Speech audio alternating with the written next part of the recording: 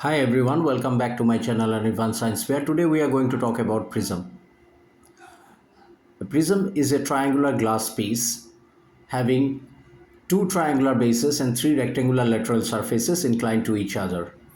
Today we are going to talk about what happens when light passes through a prism. If you see, if we pass a laser beam through a prism, the ray of light gets reflected along the path as shown in the prism.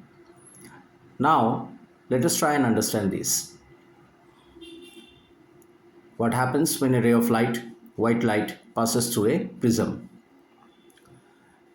Let us consider a ray of light falling on the prism, and this ray is PQ. So this PQ is the incident ray of light.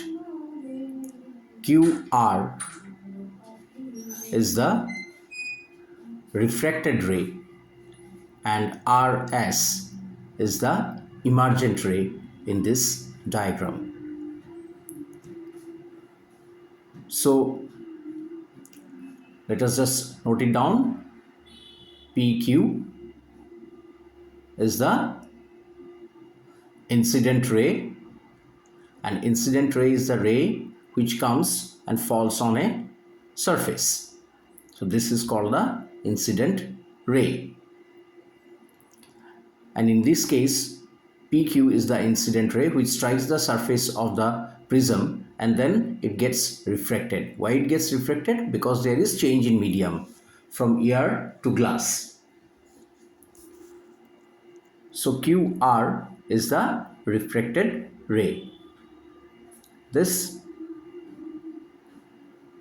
QR moves inside the prism and then strikes the other surface of the prism, and then it comes out of the prism as the emergent ray, and that emergent ray is RS.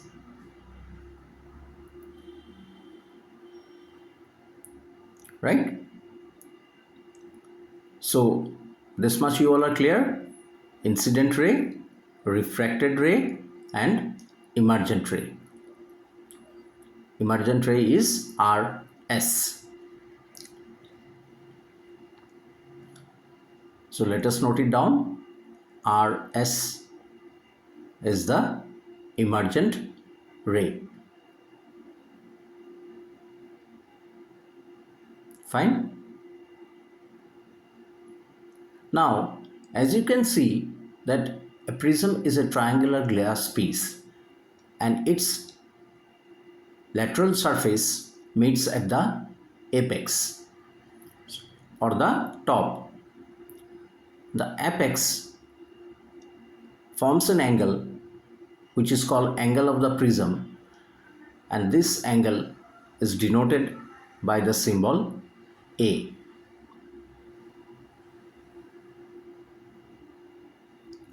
So angle A is the angle of the prism, that is the angle formed by the lateral surfaces which are inclined to each other.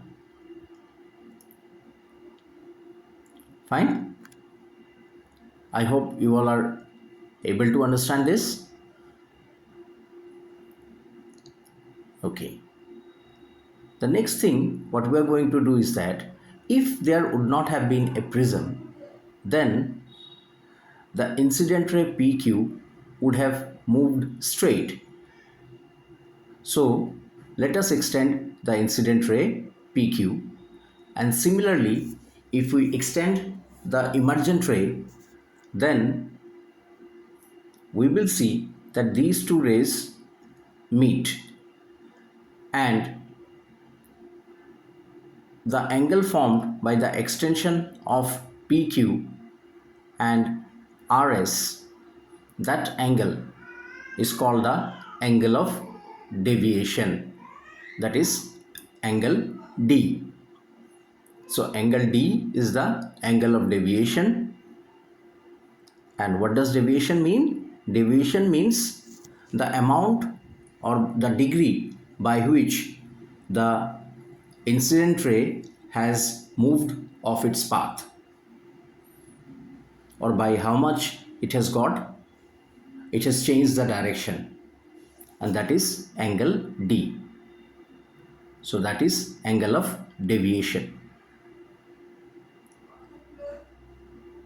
Fine. So let us note it down. Angle D is the angle of deviation. Then we will just summarize what we have written. PQ is the incident ray, QR is the refracted ray, RS is the emergent ray, angle A is the angle of the prism, and angle D is the angle of deviation. Now we will draw a normal to the two lateral surface. And what is a normal? A straight line which is perpendicular to the surfaces.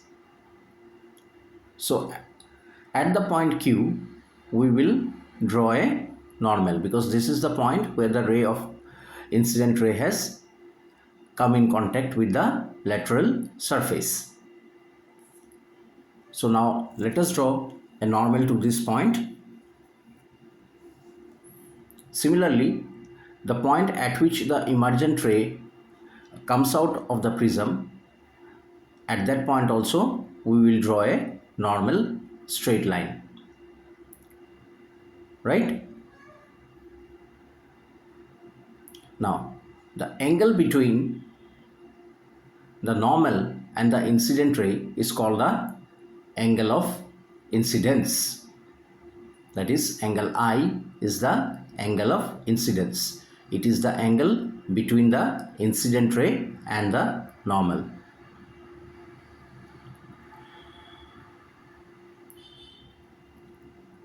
And just opposite to that, we will have the angle of reflection, that is angle R.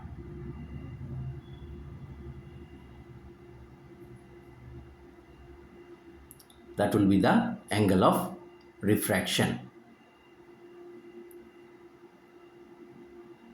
So at the point Q, where the incident ray has struck the lateral surface of the prism, on the outside part we have angle I, that is angle of incidence, and on the inner side we will have the angle of refraction. Fine. And why there is refraction? Because the ray of light is traveling from a ear to glass, and then again it is coming out into ear. So this is angle of refraction opposite to angle of incidence. So angle R is the angle of refraction. Now after refraction, we will see that the ray of light moves and strikes the other surface of the prism. So at that point also there will be one angle of incidence, and then it comes out and there will be another angle, that is angle of emergence.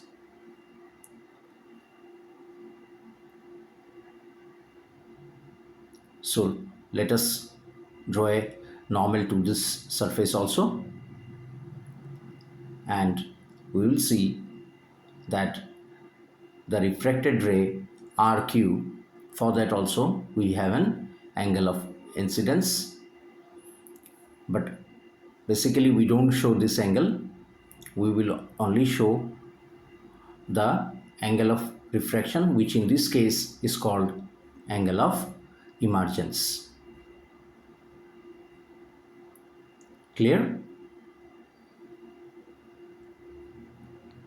So now we will note down the angle of emergence.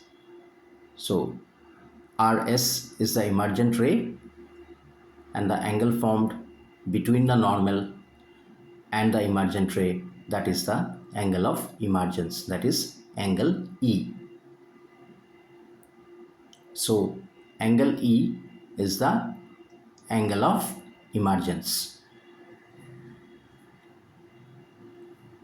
Fine.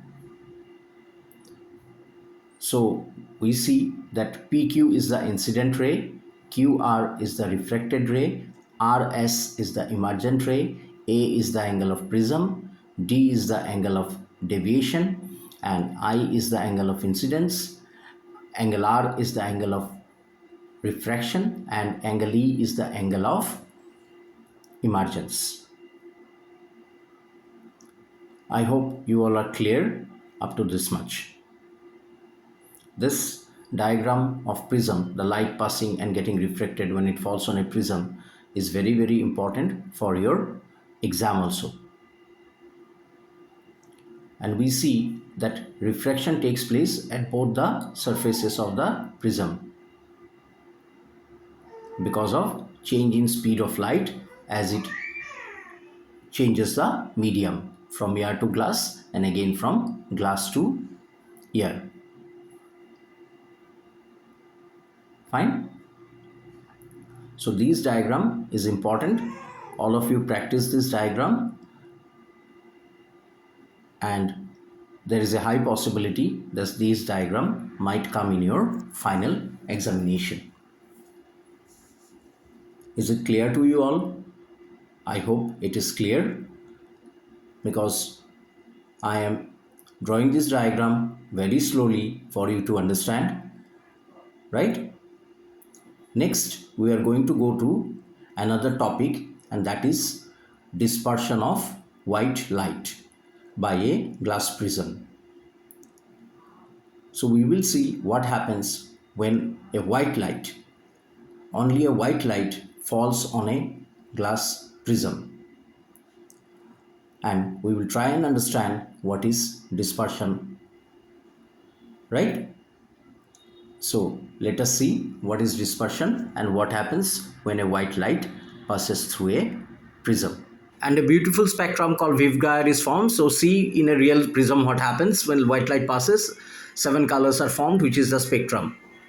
So the white light gets dispersed and a waveguide is formed of 7 colors, that is violet, indigo, blue, green, yellow, orange and red. Among these, red light has the highest wavelength, whereas the violet light has got the least wavelength. So I hope you all have understood the topic very nicely. Thank you for watching. Do subscribe to my channel.